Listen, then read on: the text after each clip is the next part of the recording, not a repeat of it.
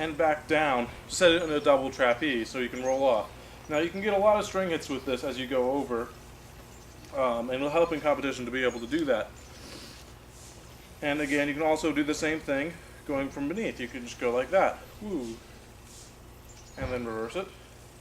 You can come on with a reverse, or you can go off with the reverse, just like that.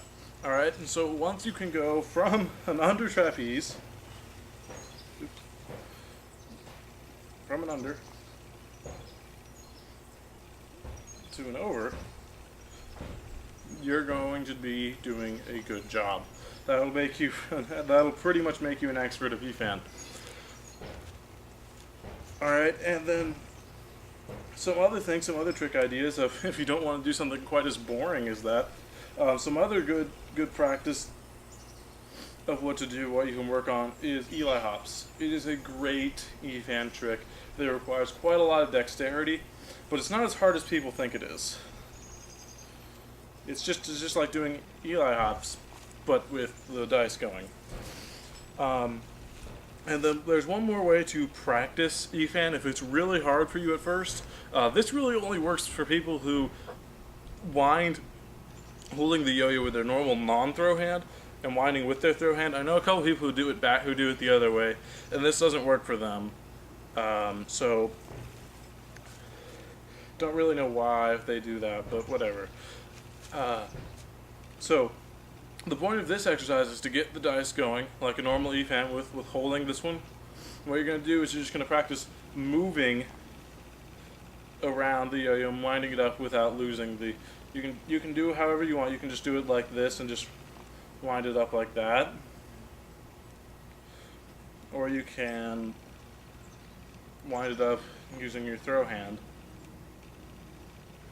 like this. This is a lot easier because you can hold the yo-yo way away when you do it. Let's get a vertical of this. You can hold the yo-yo a ways away from that so you don't have any accident room. You can hold it literally a foot away from the yo-yo without any difficulty. And so you don't have to worry so much about plane control. And then the one last thing we need to talk about before we end this, I know this is kind of one more thing going on, but the last thing that needs to be mentioned is plane control. Now, if you're a poi player, this is something you've heard all the time, but yo-yo players tend not to hear about it as much. But now, what a plane control is the actual, it's just the plane in which you're doing the tricks. Right now, I have two planes going. I have the dice's plane, and I have the yo-yo's plane.